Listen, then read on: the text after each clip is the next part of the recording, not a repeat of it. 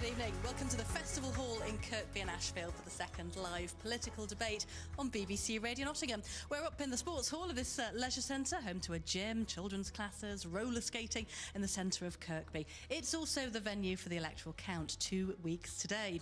Politicians are chasing the so-called women's vote. Last time around in 2010 it was called the Mumsnet election. Before that in 1997 politicians were trying to convince the so-called Worcester woman, a key voter.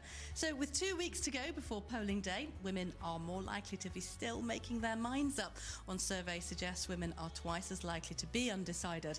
So women voters are crucial to the outcome of this election. You'll hear some undecided voters and some party supporters in the all-female audience tonight as we try and discover what Ashfield women really want from their politicians. Discussing the big issues tonight on your panel, Simon Ashcroft representing UKIP, Mike Buchanan from Justice for Men and Boys, Gloria De Piero for the Labour Party, Helen Harrison for the Conservatives, and Phil Smith from the Liberal Democrats. So, before we started and got underway this evening, we drew lots to see who would start the debate. So we're going to have some opening statements from the candidates here in Ashfield. Simon Ashcroft from UKIP, you came out first, so in no longer than 1 minute, please, how are you going to win over the women of Ashfield? Well, this is the first time in over 100 years that real change is on the horizon. All you need to do is vote for it. UKIP are offering real change and real policies. I'm a 52-year-old businessman who's never been in politics before. I've come into this for two reasons. Firstly, to protect our country and our future for our children and our grandchildren. Secondly, to put policies, real policies for real people. I'm fed up with career politicians, and I include Clegg, Cameron and Miliband, who've never really done a proper day's work in their lives. So I'm asking you, the people of Ashfield, the ladies of Ashfield, to vote for UKIP for real change. Thank you very much. We're going to move now to Mike Buchanan from the Justice for Men and Boys Party. You have a minute. Yes, thank you, Sarah.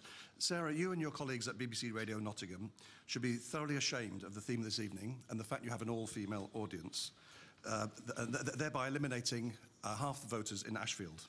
My colleague Ray Barry is standing in the Broxtowe constituency, and you didn't even have the decency to invite him onto your candidate discussion last week.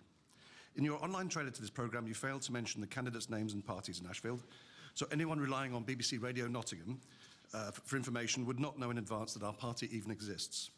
In our manifesto, we outline 20 areas in which the state assaults the human rights of men and boys through its actions and inactions. There are no areas where the state specifically assaults the human rights of women and girls. As the state broadcaster, the BBC also assaults men's and boys' human rights. We've published plenty of evidence of the BBC's deep anti-male bias. Last year, I complained to the BBC about a piece on Newsnight about domestic violence, which perpetuated the myth of all victims being women and all perpetrators men. We sent in a letter with 54 breaches of BBC editorial guidelines. OK, you've had your minute. Thank you very much. Let's move on to Phil Smith from the Liberal Democrats, your opening statement. Well, I'm 52 and I'm a local businessman. I run a flower shop with my wife. So I know what the people of Ashfield are looking for because I see them all every day. For us, I think a key thing is education. We've introduced the pupil premium, which has given over £12 million worth of money into local education and improved our education figures locally exceptionally. We've also got the free school meals that we've introduced, which I think has helped a lot of people and has improved matters in general. I'm really concerned that we don't get tied up in non-direct issues here. I know there are some issues about tonight, but I think we need to talk about the people of Ashfield, particularly the ladies of Ashfield, and what they want and try and provide that to them. OK, Phil Smith, thank you very much. Let's go to Helen Harrison representing the Conservatives in Ashfield. I feel a bit uncomfortable about the question, how am I going to appeal to women? Because I'm here to represent everybody, male and female. So I hope that what I bring is going to appeal to all of you here in this audience, but to the men out there as well. I'm a physiotherapist. I work with people. I work with people who are scared and in pain. And they come to me needing to trust me. And I gain that trust by listening and caring. And I talk to people every day in a very straightforward manner. I don't believe in beating about the bush. I believe in being honest and straight with people.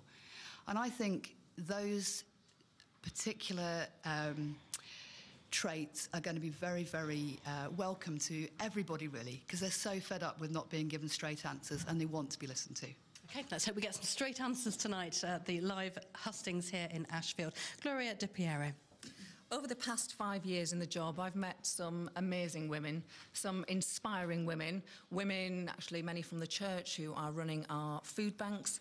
But I have to say, I think it's wrong that anybody in the 6th richest country in the world is having to rely on food banks. So time and time again, over the past 5 years, I've heard the same thing, that life's been tough. It's never been as tough. And that miracle recovery from that George Osborne and Nick Clegg talk about, it's not reaching people here, it's not reaching families.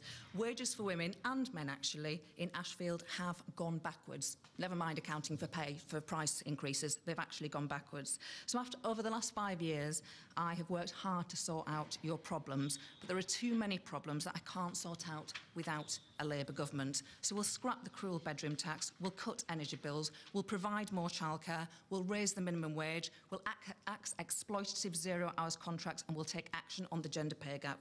We'll guarantee that GP appointment again within 48 hours and rescue our NHS. OK, thank you, Gloria De Piero for Labour.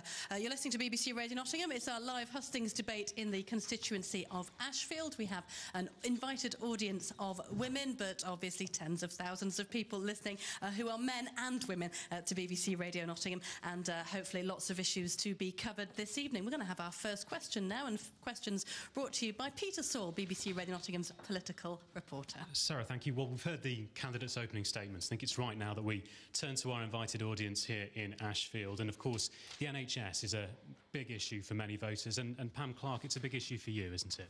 It is a big issue for me. So I want to know how we can be sure that there'll be a health service to look after our grandchildren and to look after us as we age. This question first then to Helen Harrison of the Conservatives. Thank you. The NHS is also an incredibly important issue to me. It won't surprise you, as a physiotherapist who's worked on the front line in the NHS and who is now a hospital governor of my local general hospital, I take a great interest in what's going on. I'm really pleased that our party has pledged the £8 billion a year that's going to be needed to fund the NHS over the next Parliament. I'm very proud of that, and that's possible because we're looking after the economy and getting it growing again.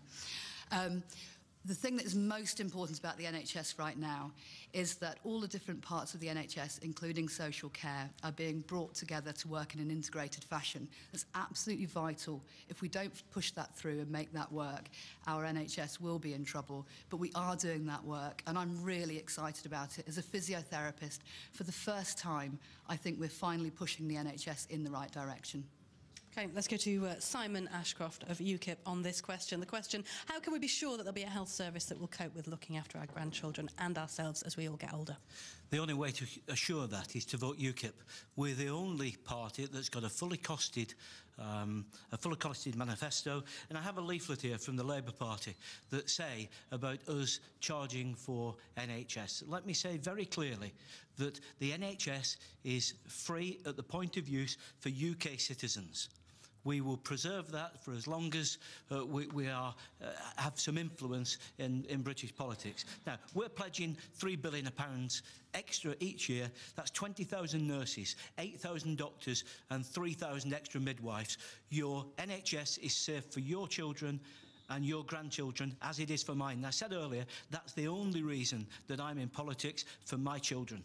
Those costings are based on withdrawing from the EU, yeah? Well, they're not just based on withdrawing from the EU. It's also the fact that we will prioritise foreign aid so that we look after healthcare projects and water around the world. But we won't just give money to countries that have a space programme and nuclear weapons. We will spend your money here in the UK on your health service.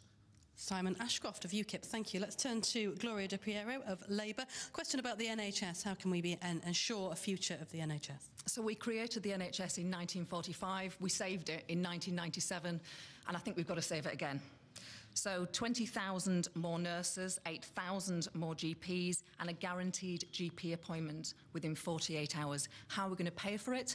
We are going to ask those who live in houses worth more than £2 million to pay extra like on their council tax. Has that been fully costed? Just today, the Institute of Fiscal Studies say the main parties are still leaving us in the dark about how you're going to pay for this. So those are Treasury figures, so they're actually kind of government figures that we can raise that from the mansion tax. And it's really important that every promise is funded, because an unfunded promise, that's just a pipe dream. It's just hot air. Now, we know if this government get back in, then there will be cuts that are more extreme that we saw in the last 5 years. Now, I just want to say one thing about Nigel Farage, who very recently, it was a few years ago, said that he wanted an American-style health insurance system. Now, we've seen what happens in America. That means the rich can go to hospital and the poor can go to hell. And Simon's disputing that. Gloria, that's absolutely not true. We had a discussion. We had a discussion like every family discussed things, every party, every company discussed things. We had an open discussion and we decided the only way for our NHS is to be funded through taxation. So please, let's not go down that line again. NHS with UKIP is safe. OK, Mike Buchanan, Justice for Men and Boys on the NHS. Yes, Justice for Men and Boys is the only party that's speaking the truth about the NHS. It's known why the NHS is in crisis. For 40 years, there's been a deliberate increase in the proportion of doctors who are women, and the average female doctor on graduating will work half the hours over a career compared to men. You have to train 2 women to get the same work output as 1 man. And, that's why the NHS is in crisis. Louise, you're shaking your head at that, one of the audience members. Look, a woman doctor costs the same as a male doctor, so it doesn't matter whether they're men or women. We need more doctors, more qualified staff in our hospitals, and we need people that can do the job. I want people that are trained. To be honest, when I go to the doctors, I'm happy if it's a man or a woman. I just want someone that's qualified and is funded by the state. So it doesn't trouble you that it takes, the taxpayer. By the way, men pay 72% of the taxes in this country. And it doesn't trouble you that the state has to train 2 women for every man. Sue, you want to say something? Yeah, this seems to be a bit of a problem here, and I don't know what it is.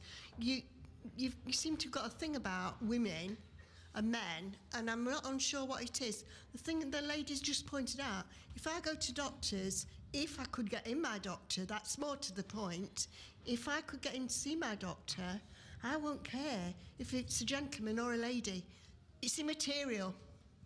OK, let's move on to Phil Smith from the Liberal Democrats. This is a question about ensuring the future of the NHS. Yes. I think the important thing is that we give the NHS the money and the funds it needs. We're committed to giving the NHS the £8 billion that they've asked for. As I understand it, Labour aren't. What we're saying here is that they've said they need that £8 billion. We've got a fully costed plan for giving them that. We're going to make sure that the NHS provides what's needed for the people that use it, as not just for broken arms and bits and pieces that happen as you go into the doctors, but also for mental health, an area that's been lost in the NHS for a long time.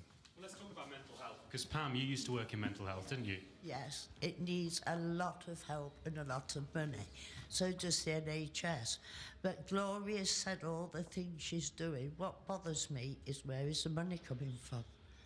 The mansion tax, everything in this manifesto, which I know it's radio, but I'm holding up here, everything is accounted for, every spending commitment funded. And that's really important because people don't trust politics and politicians, and that's why we've made that specific promise. Everything is funded.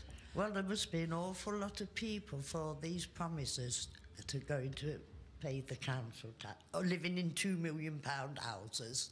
I live in housing association. Gloria, you were criticising UKIP earlier for having the conversation about privatising the health service, and yet here in Ashfield we've got one of the most modern hospitals in the country. Kings Mill was updated to the tune of $320 million on a PFI deal, which many people have said has been disastrous for Ashfield. Repaying that debt is costing more than $3 million a month, and it was the Labour Party that brought that in. So I'm really pleased that we rebuilt every single hospital in the country, Kings Mill and QMC. Now, I did write to the government, actually, and said, is PFI causing the problems at Kings Mill? And I got the letter, actually, and they said, no, it's not clear that it is. And I'll tell you what is interesting, because my people that I represented use QMC and Kings Mill. One, I don't think signed a particularly good PFI deal, I have to admit. But there's still... Kings Mill didn't sign a PFI deal. But 10-year highest A&E waiting times in both those hospitals. It's the government that's caused this crisis in our NHS. and don't let anybody tell you any different, because we didn't have these waiting times before. Helen Harrison. I think as a governor at my local general hospital, we have great long discussions about what's causing the problems with the A&E waiting times. And it's very clear that there's a huge number of different things all colliding at the same time to create this. So we have an expanding elderly population who are increasingly unwell and suffering from multiple illnesses. And they are struggling to get them out to the other side of the hospital because of difficulties with social care. So they're piling up at the front end of the hospital, and it's very difficult to get them out to the other end. And it was exacerbated over the winter because there was a particularly bad respiratory illness that kept people in hospital for a long period of time. So it's not as simple as just saying it's the government's fault. There is a particular collision of circumstances right now. Okay, but is 16% of the budget at King's Mill is simply spent on servicing the debt? Your opponents have said that this hospital was built on a credit card. So what I'm saying is QMC. So I'm so pleased that we've got this wonderful, state-of-the-art, beautiful hospital. I was in QMC last night in A&E, sadly. But if we're crippled with debt for generations. But how come? But it's like a mortgage. I couldn't buy, I mean, I don't know about anybody else, but I couldn't buy a house outright. I need a mortgage. And that's what we decided to do, to pay it back over a long period of time. But let me tell you, let me tell you that there were no record A&E waiting times when we were in government. What's changed? They've taken their eye off the ball. They had a £3 billion top-down reorganisation of the NHS. They cut the social care budget, so we have got people who cannot leave their hospital because there's no Meals on Wheels, there's no care workers. Gloria, the problem is that you can't get a GP appointment anymore, so people are going to A&E. Gloria, you've got a mortgage, but that mortgage is going to take 50 years to pay off. So would you still have people in Victorian hospitals? No, of course I wouldn't. But we would fund it in a different way. We would fund it, as I've said earlier, through coming out of Europe, and we would also scrap the Barnett formula. Why should we spend £1,200 a year more per head in Scotland than they do here? And they don't pay for adult social care than you do here. We will change that. UKIP will change that. OK, Phil Smith of the Liberal Democrats, you want to have a say on King's Mill? Well, what I was going to say was, yes, King's Mill is a wonderful building, but it's cost too much. The way we've done it, the way it's been done here, is costing over 16% of the budget's being spent on just paying back the bills. Look, think what we could do if we had that to invest in the frontline staff and in operations and things like that. We just had a really bad system, and I think someone needs to apologise for it. Are you going to apologise for it? Gloria De Piero? Having wonderful hospitals with absolutely no problem in A&E. No, you know what? I will have a fight with anybody on the NHS. Absolutely. OK. Mike Buchanan, Justice for Men and Boys on King's Mill Hospital. Yes, it's not on the hospital, but it's on a Labour narrative about them, if you like, launching the NHS. The Conservatives were going to launch the NHS at the end of the war, but Churchill lost the election, and therefore it was Labour. It's an accident of history. It's not something that Labour can take sole credit for. OK, thank you. You're listening to BBC Radio Nottingham. This is the live Ashfield hustings debate coming from the Festival Hall in Kirkby in Ashfield. It's 22 minutes past 6. BBC Radio Nottingham. Well, let's talk now about employment and public services. Of course, the days when coal was king around here and the textile industry could support hundreds of jobs are long gone. The Sherwood Park Enterprise Zone, just off junction 27 of the M1, has gone some way to replacing these jobs. According to the District Council here, it now employs around 6,000 people. But Ashfield still has a higher unemployment rate than the UK average. It's also ranked the 7th most deprived area in the East Midlands. Let's talk about sort of austerity measures then, shall we? Donna works in the public sector. Donna, that's a particular concern to you, isn't it? Yes, I work on the front counter, and in our department many of the redundancies have been women, and the outsourcing roles that have gone were nearly all women, and my concern is the cuts have disproportionately affected women, and what are the candidates going to do to try and help with that? OK, let's put this question to Phil Smith from the Liberal Democrats, first of all. Well, as you've recently heard from Nick Clegg, the Liberal Democrats are guaranteeing a pay rise for public sector workers because we think that the public sector workers have unfairly suffered under the recent regime. So that's one of the things we're saying we'll do. The other thing I think that's important is that we look at the overall jobs market in Ashfield. We've got to attract people in here, and that's what the local council and the MP should be doing. And if elected, that's what I'll be trying to do. Gloria De Piero for Labour. I mean, you're right. if you look at all the tax and benefit changes that have come in over the last 5 years, 6 out of every £7 has come from women's pockets. Now, I think you do have to pay down the deficit, get the debt falling, but you have to do it fairly. And those who can most afford to pay more should pay more. But I agree about jobs here, and what I will always argue for, if I'm elected again as the MP for Ashfield, I just think about, we have powered Britain before in this area, and I think the green revolution can mean that we can power Britain again. And we need a government that is putting those jobs in areas like these, creating those green jobs here. The Labour Party is still going to make cuts, though, isn't it? It's not as if you're standing on an anti-austerity measure. We don't have a Green Party candidate here in Ashfield. Your party is still going to make cuts? Yes, it will make cuts in a fair way, but it will bring back, if you remember, the millionaires have had a tax cut under this government. We don't think that's right, so we'll get rid of that millionaires tax cut, and if you are earning a lot of money, you will have to pay 50p to get that debt down. But actually, ministers should take pay cuts too. So we say that ministers should take a pay cut of 5% until that debt comes down. So everyone has to share the burden, but those who can most afford it have to take the lead on that. Mike, Justice for Men and Boys, have the cuts been unfair?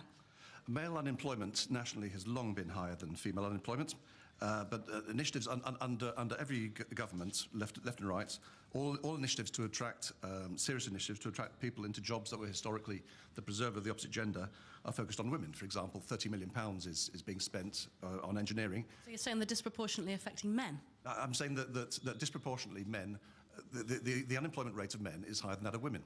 And at Brunel University today, MSc... Let's not get into statistics, if you can help it. I'm sorry, well, statistics are facts, and if you don't want facts, then we have a problem. At Brunel University today, female engineering MSc students get given £23,000 more than males. Ruth is a student, and she wants to have a say on this. Hi, I'm a student. I've been accepted to the engineering course at Manchester. I've looked at the statistics, and we get paid more, if not a little bit less, sorry, not more, less or like the same as men. And I'm sorry that the government wants to put funding in, because 1 out of 10 engineers are women. And it's not because the women are like, we can't do it. It's because it's heavily male dominated. Well, 1 in 10 psychologists is a man, but that apparently isn't a problem. Why is it only a problem when it's men who dominate these things? Women, far more men than women today, as always, want to get into engineering. But the important point I'd just like to say finally on this: the male suicide rate today is 3.5 times bigger than the female suicide rate, and that differential has doubled in the space of 30 years. To talk about employment, I don't discredit the suicide rate at all. I agree with that. I think that's right. Earlier on, Mike, you said that men pay 72% of taxes in this country. That's because men have got the spending the earning power in this country. It's because men tend to be... because men earn more, because they're able to go to work. No, men earn more because they're more likely to work full-time than women. Most part-time workers are women, most full-time workers are men. I think that's what I've just said.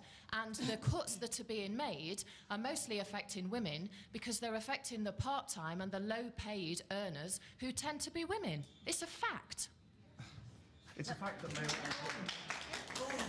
Let's have a word from Helen Harrison from the Conservatives on this. Anna's quite right, obviously, about women and why women earn less than men. Firstly, they're sort of guided towards jobs that are generally lower paid than men. So congratulations, Ruth, is it, on getting into Manchester to study engineering. I'm really pleased to hear that. It's traditionally expected that the people who take time out of work when they have a family are women. So I'm really proud of the fact that my party has introduced shared parental leave, which should help, if we can change the mindset of people in this country, it should help for women to be able to continue to work and continue with their career at the same pace as men. So I think that's really, really important. I think in schools we absolutely have to be pushing our girls to study all the things that are going to help them to get high-paid jobs in the future. But have the cuts that going back to the question, the original question was to do with the cuts and the fact that they weren't fair. Well, I think everybody agrees, most people agree that we needed to cut the deficit. I don't know if anybody really understands the difference between deficit and debt, but obviously deficit's the amount we add to the debt every year in borrowing to afford our public services. Our public debt is now almost 1.5 trillion, and it costs about £44 million a day in debt interest for us to service that. £44 million a day. I think it's actually higher than that now. Just think about what you could do with that £44 million if you weren't paying it in debt interest. We had to bring the deficit down, and we have to continue to do so that we can get our finances strong and so that we are able to afford our education services, our NHS, our hospitals, our roads, everything else that it is, our police force, all the things that we rely on. We can only have those with a strong economy. Let's move on to UKIP. Simon Ashcroft represents UKIP, and the question was about public services and disproportionately affecting women and being unfair. Well, as far as Ashfield's concerned, my priority will be to bring jobs to Ashfield. Gloria's been in opposition for 5 years, but she could still encourage businesses to come to Ashfield and to create jobs for both men and women. What UKIP will do is put a minimum wage of above £8, and we will reduce the taxation so that anybody on the minimum wage won't pay any tax. £13,200 a year you'll be able to earn before you pay any tax. But the real focus has got to be across the whole constituency, not just for women, across the board. OK, it's 6:30. You're listening to BBC Radio Nottingham. The heart of Robin Hood County. BBC Radio Nottingham. You're listening to the Ashfield election hustings on BBC Radio Nottingham. We're coming live from the Festival Hall in Kirkby in Ashfield. On the panel tonight, Simon Ashcroft representing UKIP, Mike Buchanan from Justice for Men and Boys, Gloria De Piero from the Labour Party, Helen Harrison from the Conservatives, and Phil Smith from the Liberal Democrats. We have an invited audience of women from Ashfield from all walks of life, and Peter Saul is BBC Radio Nottingham's political reporter, talking to some of them. Yeah, well, we've just dealt with the question of unemployment, and of course one of the consequences of unemployment can be poverty, and there is a fair amount of poverty around here in Ashfield. Louise Regan's a local head teacher. You've got particular concerns about this, haven't you, Louise? Yeah. I mean, I've been a head teacher in Ashfield for 15 years. I've been a teacher in Ashfield for 20 years. I think the situation has deteriorated rapidly, particularly over the last few years. We now have a situation where we provide a food bank at holiday times for our parents. I see on a daily basis the impact of poverty on my families, and it's not just people that are accessing benefits, it's low-paid people who are on 0-hour contracts, who are not being paid a living wage, and I think that the impact of that on children and their education is disgraceful. So my question to the panel is, what will you do to eradicate child poverty? OK, the first one to answer this, Gloria De Piero of Labour. Well, the last Labour government took 1 million children out of poverty. The Tories and the Liberal Democrats have put 500,000 children back into poverty. Now, Louise is absolutely right. This is not just about unemployment, because half the people who are poor now are in work. Isn't that wrong? I mean, that old principle, a fair day's pay for a fair day's work. And that's what we are going to tackle. So when we boost that minimum wage by saying it's got to be over £8 by 2019, that is going to disproportionately benefit women. But I think you're right about the living wage. The time for the living wage has come, and we'll say to businesses, if you pay the living wage, we'll give you a tax break. So, yeah, absolutely, low pay is the essential here. And actually, since this is a women's hustings too, most of the jobs that have been created for women are low-paid jobs, 60%. Are Labour going to make cuts to the welfare budget? Well, do you know, that's a really good question. Yes, and I'll tell you why. So housing benefit has gone up. It has seen the 5th highest rise in Ashfield out of anywhere in the country. Do you know why it's gone up? Because of low pay. Because effectively now, because so many people are being paid so little, we have to top up their benefits, and that's not the right way. That's a waste of money for the benefits bill. You want to see people paying decent wages. OK, the question was about child poverty, tackling child poverty. Mike Buchanan, Justice for Men and Boys. I think a more important question for many voters... But this is the question. Well, can you answer the question? No, I won't do that, because you're stifling men's issues. Why does Gloria De Piero... The question's about child poverty, which is a gender-neutral issue. It's everyone's issue. You have set this up so that men's issues are not going to be debated. Why does Gloria De Piero perpetuate the myth that only women are victims of domestic violence and only men are perpetrators? We're not talking about domestic violence, we're talking about child poverty. I'm talking about it because the BBC never reports the truth. OK, let's move on. Simon Ashcroft of UKIP. We're talking child poverty. What would UKIP do to tackle and eradicate child poverty? Well, let me say, firstly, it's an absolute indictment on the two political parties, the Labour Party and the Conservative Party, who have been in government here for the last 50 years. In 2015, we've got food banks in this country. It's an absolute disgrace. So what we will do in UKIP is make sure there's funding there. And yes, we can go over. Our manifesto is fully funded. It's the only manifesto on this table today that's fully funded. And we will make sure that those children are provided for. If we're talking about child poverty, are you going to limit child benefit? Child benefit will be means tested as it is now, but no, we've no reason to change it. Is it not in your manifesto to limit it to 2 children? Oh yes, absolutely. Sorry, yes, we will limit it to 2 children. Why is that? Well, because if you look across the spectrum, most families have 2 children, and we think that's a fair way to go. Anna in the audience has a question. What about maternity pay and leave? What are you going to make any changes to that? Well, are we going to come back to on a health subject, or do you want me to deal with it now? You can deal with it now. Yes, well, we say that women should be protected in terms of their employment should be protected, and we will maintain maternity pay as it is now. Okay. And a year's long leave. Pardon? And the maternity leave. As yes, it stands. indeed, and also for males. I know we have a female audience here, but it's important that men participate in the upbringing of their children. I did, but I didn't have the opportunity to have time off work to do it. Simon, thank you. Simon Ashcroft of UKIP. Let's move on to Phil Smith of the Liberal Democrats. The question was about eradicating child poverty. Right, you can't eradicate child poverty with doing one simple thing. What you've got to do is, first of all, look at the fiscal side of it. That's why we want to increase the amount people can earn to £12,500, which will give an extra £380 into people's pockets, which, of course, will help. Also, it's aspiration for children. So if we increase money we put into education with the pupil premium and the way we're working with developing free school meals, then what we're trying to do is help that environment. Also, growing a strong economy. If you've got a strong economy, you've got jobs coming in, that's how you deal with it. OK. Let's talk to Helen Harrison of the Conservatives. Child poverty. One of the best ways to help to eradicate child poverty is obviously for families to have more money after they've worked. So we've cut taxes for the lowest paid, and we will cut taxes so that people on the minimum wage will pay no income tax at all. So far we've taken 12 million, we've reduced tax for 12 million women and taken 1.9 million women out of income tax altogether. I believe that our policy on childcare will really, really make a massive difference to women who want to go out to work. We're pledging, so far, 15 hours of free childcare for working women, well, working families, I should say, and we are going to increase that to 30 free hours. That's the equivalent of £5,000 worth of a benefit there to families who want to work and want to be able to support their children. I think that's absolutely vital. And yet you're going to make £12 billion of savings from the welfare budget. Won't that affect children?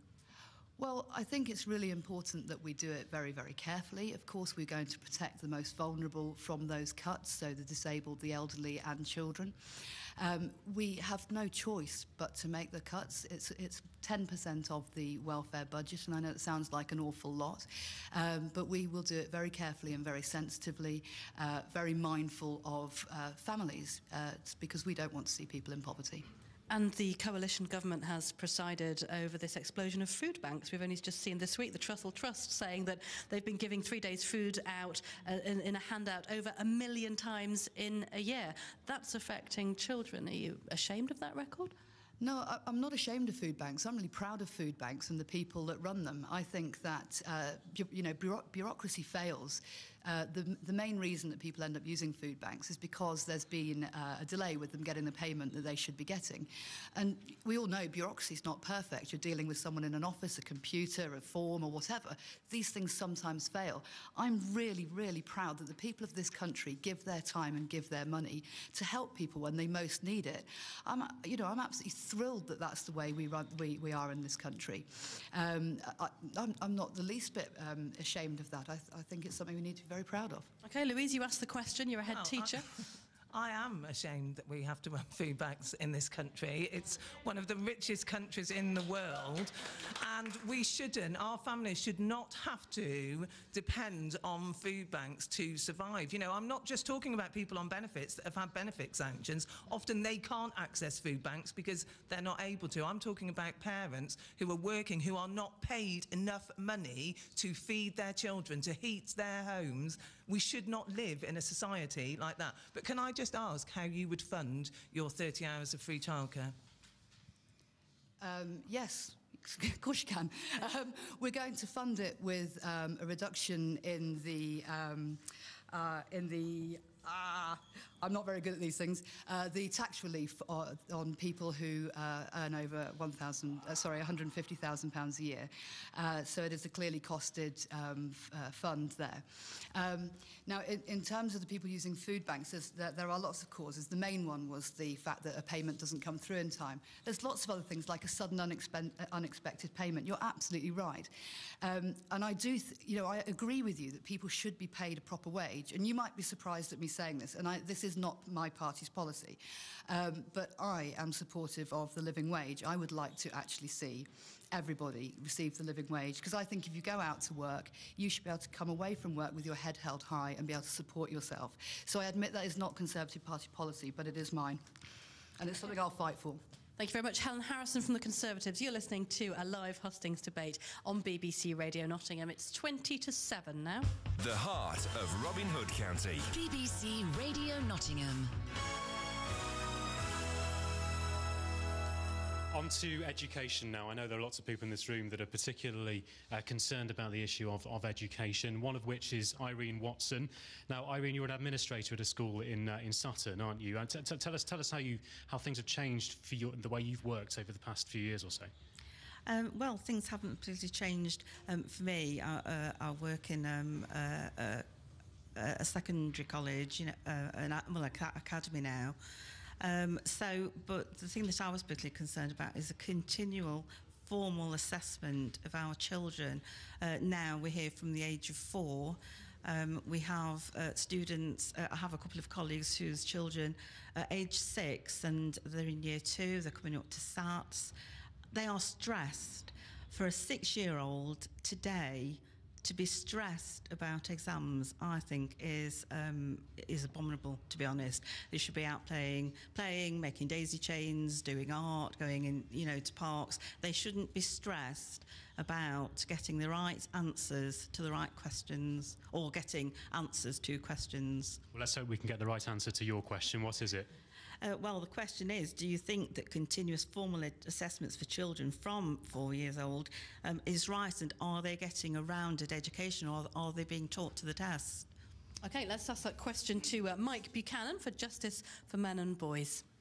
It's a disgrace that the state continues to permit the mutilation of the genitals of boys as young as... This wasn't the question. You're here to answer the questions. So if you're not going to answer the questions, we'll have to leave it there. We haven't organised a hustings for you to have a platform for your manifesto. So we'll move on. Helen Harrison for the Conservatives. This was a question about testing in schools, and particularly at an early age. Yeah, I have a huge amount of sympathy with your perspective on testing. I know myself that when my children were in primary school and were going through the SATs test, it was very stressful, and I was shocked that my children were stressed at that age, going through those kinds of tests. There must be a better way of doing it that doesn't involve getting the children really wound up and uptight about it. I think, we have to have testing at certain stages. There has to be some way of gauging how well our students are doing, and for employers to know how well people have done, and for universities. So we have to have some sort of formal exam system. But certainly I don't like the SATs tests, and I don't like the effect they have on children. And I do think the other thing that I noticed when my children were doing them was that for sort of the term leading up to doing the SATs test, all they did was practice SATs test, and over again. It's appalling. It's not teaching. Isn't this your government presiding over this, encouraging this target-driven culture in our schools? Well, no, I don't think so. I mean, SATs tests were introduced by the previous government. I think that we have got rid of at least one level of SATs testing, and I'd like to see us getting rid of more. As I say, we do need to find some way of testing our children, and I guess at the moment it's considered the best way, but I would be very dubious about that. I think we need to find a better way. And I would hope and put pressure on whoever's the next Education Secretary to look at this very carefully. Okay, let's ask this question to Gloria De Piero, who represents the Labour Party. Would you continue with SATs testing throughout a child's education and at a young age? I think it is important to monitor progress, but I don't want to hear about children being stressed. So it's really important that whoever is the next Education Secretary, and I hope it will be a Labour one, works with the professionals about the best way to measure that. But I do think I'm the first person in my family to go to university, and one statistic, and I don't like to bore people with statistics, but this one really sticks with me. So if you are from a poor family, as I was, you start school 16 months behind in reading age than a kid from the richest family. Now, there has to be a way to spot that early, intervene early, because I want people from working class backgrounds to get to university, to have a decent apprenticeship, to aim high. It's changed my life, but there's not enough examples of people from working class backgrounds. Let's ask... Oh, Irene wants to add to that. There's no need for formal testing. Why can't a teacher who knows that child assess that child instead of having to stress a child out to answer questions in an exam format? If I was a parent today, I would not let my child sit SATs, and I'm surprised that more parents don't actually say, I want to withdraw my child from SATs testing. Really. Well, that's interesting. I haven't had any letters from it, but as I say, you are in the classroom, you are the professionals, and any Education Secretary should never alienate the profession, as I think Michael Gove did, to be honest, but he or she should work with you. Okay, let's put this question to Simon Ashcroft of UKIP. Hi. We're the only party that's actually pledged to abolish Key Stage 1 SATs test. We also want to abolish teachers' performance-related pay. Let's get back to teachers teaching kids and forming a relationship with those kids and educating them in a normal manner. We've become so engrossed with assessments and filling forms and data. Look, let's get back to properly educating our children and moving them forward. We have a proposal that says schools can be open from 8 till 6 at night, and we want children to be the future of this country. You want to reintroduce grammar schools. Is the 11 plus not the most stressful form of testing? Possibly so, but it's moving on from SATs tested, but also that's giving choice to parents. If parents don't want their child to go through grammar schools, they can continue as they are. But grammar schools offer real choice, and we say there'll be a grammar school in every town in this country. Is it not creating a two-tier system where people can feel like they've been written off at a very young age? Many of the women in this audience may have been through that. It's about choice. A choice as an 11-year-old child? It's about choice. I think some of the women wanted to have it. Louise, from his head teacher. I think our children are over-tested. There's not a teacher in this country that doesn't think children are over-tested. There is too much testing in our schools. Our children need to be children. They need to learn through play. Our teachers need to be trusted. Teachers are doing a really good job in this country. They work extremely hard. They work long hours. And what we need is an Education Secretary that trusts teachers, that works with teachers, that listens to the professional. I heard somebody last night say, when I go to the hospital and I have to have surgery, I expect my surgeon to be trained. Well, our teachers are all highly qualified, trained professionals, and we should trust them to do the job. Okay. Phil Smith from the Liberal Democrats. I've been a school governor at all 3 levels of schools. So I've seen these going all the way through the school system, and I think our children are over-tested. I would totally agree with what the head teacher over there said. I do think you do need to have assessments, but we're talking to teachers. Teachers do their own assessments anyway. And so we should be trusting our teachers to do that. And I think we seem to have got into an idea that we need league tables and testing for everything, when actually it's the result that matters. The children are important, and if we let teachers teach, we'll get children who have learned things and we can use them in the workforce. What are the Liberal Democrats saying about this, about testing of children? To be totally honest, the Liberal Democrats are saying that we need to be cutting down the amount we assess children. I don't know which ones they're taking out because I've forgotten, but they were talking about taking out one or two of the different assessment points, but I can't remember off the top of my head which ones they were. Okay, so if you don't test children, how do you know where they are? You use the teacher assessments. The teachers do assessments. You use the teacher's assessment. You use the teacher's skill. You can't just leave it totally to a school to go through, because we've seen failing schools in the past. I was brought in as a governor to a school that had failed. Sometimes it goes wrong. So you do need a certain amount of testing, a certain amount of external supervision. But you've got to trust the bulk of teachers who are doing a damn good job and working really hard. Okay, Phil Smith, thank you. Let's hear what do we make of this debate then? Let's go back to our head teacher, Louise. I mean, it is an interesting one, isn't it? The question of teachers under stress. Do you feel like any political party has got teachers on their side? I don't think that there are many. I think lots of teachers are very lacking in trust, and that's because for many years now teachers haven't been trusted. We've had initiative after initiative. Workload has increased massively. There's a shocking statistic about the numbers of teachers leaving. We're losing teachers all the time, and you know, teachers are professionals. They're perfectly capable of assessing their children, moving them on in the next steps of their learning. We need peer assessment. We need schools supporting schools. I totally agree. If a school is struggling, what it needs is support. It doesn't need labelling. It doesn't need condemning, because that is what happens currently. It needs other schools supporting it, partner agencies working together. We need to build back trust instead of competition between schools. You know, I think This is Helen Harrison from the Conservatives, just to make that clear. I think one of the greatest expressions of trusting teachers is the Academy Schools programme and the Free Schools programme. We're saying teachers know best how to teach.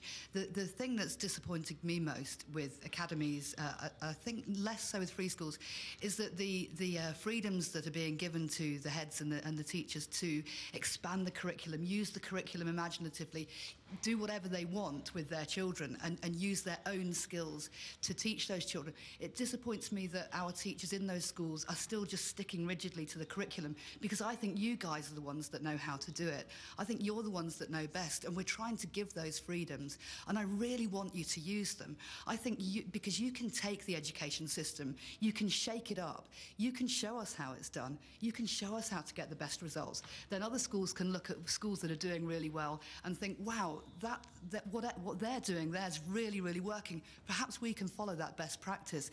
I think teachers could be in charge and should be in charge. Let's go back to Irene, who asked the question.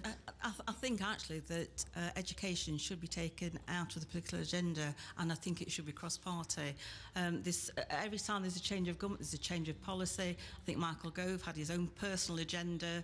He's totally messed up the exam system. You know, next year we've got final exams instead of coursework, GCSEs, but it's not going to be a cut-off process. It's going to be something one year, then another subject the next year, then another subject the next year. Tristram Hunt said that in 10 years' time we're not going to have GCSEs. You know, we need some cohesive agreement between all parties that this is how we're going to look after our children.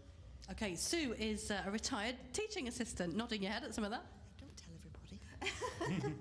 Yes, I am, and I've worked with children from the age of 2 to 16, and then I do agree, and I agree wholeheartedly, because I've done assessments, I've done teacher assessments, same as the teachers have done. When you do your own, you know your children. You can see that little so-and-so is doing well. You don't need somebody politically to say to you, this is how you're doing it. And you're quite right, every time there's a change of government, everything goes up in the air again, and then we have to start again. It's like reinventing wheel. Sorry. So, Gloria, what you're proposing from Labour, Gloria De Piero, is another shake-up, another change. Is education, as we're hearing here from these women, is education too important to be tossed around politically? Well, actually, I went to Hillock School with Tristram Hunt, and he did say what teachers need most is stability for a bit. No more messing about. We'll just have some stability so you can plan. But what is also our promise is that children in primary school, that's us, class sizes, they're creeping up again. We're not having it. Class sizes below 30 for 5, 6 and 7-year-olds. But also another thing, you know, private schools, they get some very generous charitable benefits. If you are called a charity and you get some tax benefits for it, then you have to do something for it. So what support, what access, what playing fields are the private schools going to provide to work with the state sector too? Okay, thank you. Gloria De Piero of Labour. Final quick word on this from Simon Ashcroft of UKIP. Thank you. Irene, you're absolutely right. And if we could all be adult in this country and say, let's depoliticise two things. One's education and one's the NHS. And let's have a platform for building for our future, not just this bat and ball each time we change government. So if one thing can come out of this, if we have a hung parliament, is that we depoliticise NHS and education. Well, we're coming to the end of our time here at the Festival Hall in Kirkby in Ashfield for our live political debate. You've been listening to the issues affecting the residents here, the women in the audience. So time for a last word from our panel. I want to ask all of you, in 1 minute, please, if you are elected on May the 7th, what kind of place will Ashfield be in 5 years' time? Start with Gloria De Piero of Labour. Well, the independent experts, Institute for Fiscal Studies they're called, they gave their verdict today. They said another Tory government would mean more extreme cuts in the next 5 years than we have seen in the last 5 years. That means cutting support for family, that means fewer Sure Start centres, cutting tax credits, cutting child benefit, fewer police officers, fewer nurses. We can't afford another 5 years. So, a Labour government will balance the books, but in a fair way. A mansion tax on properties worth over £2 million to fund those 20,000 more nurses, 8,000 more doctors, guaranteeing those GP appointments again within 48 hours, 25 hours free childcare for working parents of 3 and 4-year-olds, guaranteed breakfast clubs and after-school clubs at primary schools, banning 0 hours contract, cutting those energy bills, raising the minimum wage to over £8 and giving every young person a job if they've been out of work for a year. Helen Harrison for the Conservatives. You have a minute. Thank you. My ambition as your MP is to be a good, hard-working, honest local MP. I don't have ideas of grandeur. I don't see myself as being the next Health Secretary, the next Prime Minister, any of those things.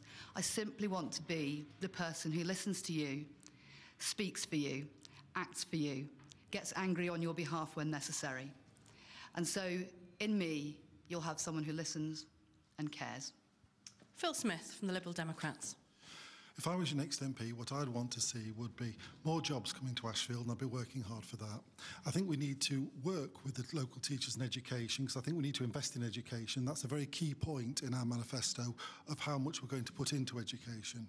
I also think it's key that we look at apprenticeships and going and continuing education, not just stopping at 16, going into vocational training and into getting more people into universities.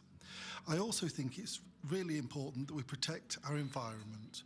Currently, we've got around Ashfield some wonderful green fields, we've got a lovely environment, we've got to keep that. And I think that if we're not careful, we're going to end up having more and more pressure put onto that by developers who want to just develop willy-nilly, and we've got to make sure that doesn't happen. Thank you. Phil Smith of the Liberal Democrats.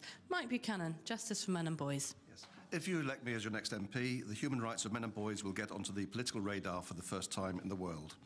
The men in Ashfield who vote for any of the main parties will be turkeys voting for Christmas. The biggest turkeys will be those voting for Gloria De Piero, who, of course, was selected from an all-women shortlist, an abomination in a democracy. Ashfield voters deserve the best person for the job, not the best woman. She is, of course, Minister, the Shadow Minister for Women and Equalities. There is no Minister for Men, needless to say. And you can be sure that if Labour are elected, we will see the most anti-male government in British history, with feminist bigots such as Yvette Cooper running major departments. Women and girls are also damaged by the state's assaults on men and boys. I'm not ashamed. I'm not remotely ashamed. No, I will stand up for the rights of half the population. So I ask you to vote. I ask you to vote for me, both men and women. Let's make a difference. Let's treat men and boys as human beings for a damn change. Okay, let's go to Simon Ashcroft of UKIP. You have a minute. Thank you. We all need to stand up for common sense politics. Prior to this crazy coalition, we had 13 years of a Labour government who presided over the worst economic disaster for nearly a century. Prior to that, we had the Tories, who opened our doors to all comers with devastating unemployment. It's time for change. It's time for UKIP to deliver change for this country. In Ashfield, the Conservative Party and the Liberal Party can't win. Over the last 5 years, there's been an economic earthquake, a political earthquake in this country. Only UKIP can keep Labour out of Ashfield. Vote UKIP. Simon Ashcroft, thank you. Well, thank you to everyone on the panel. Mike Buchanan, Gloria De Piero, Simon Ashcroft, Helen Harrison and Phil Smith. A reminder that a full list of the candidates standing here in Ashfield and in all the constituencies in Nottinghamshire can be found on the BBC election website. Next week, we're going to be in Sherwood, Pete. We are indeed, yes. Sherwood, one of our other really tight marginals here in Nottinghamshire. Again, very tight race between the Conservatives and Labour, and we've had lots of ministerial visits to Sherwood over the past couple of weeks or so. The likes of Ed Balls visiting, George Osborne has been there as well. So, you know, this is one of the key seats, and again, we're hoping for a lively debate. Thank you ever so much for all of you guys for coming along, looking at all the ladies of Ashfield here. I hope this makes you feel like you can make a more informed choice in a couple of weeks' time. Yeah, we had some undecided voters at the beginning. Has anybody been swayed or had their minds made up by what they've heard tonight? Hands up? They've been swayed. They've been swayed. Yeah, some people were already decided before they came here this evening. So thank you from the Festival Hall in Kirkby. Thank you for joining us, the women of Ashfield. Thank you to the panel, and a reminder, tomorrow morning there'll be another election hot seat with Mark Dennison in the morning from 9 o'clock.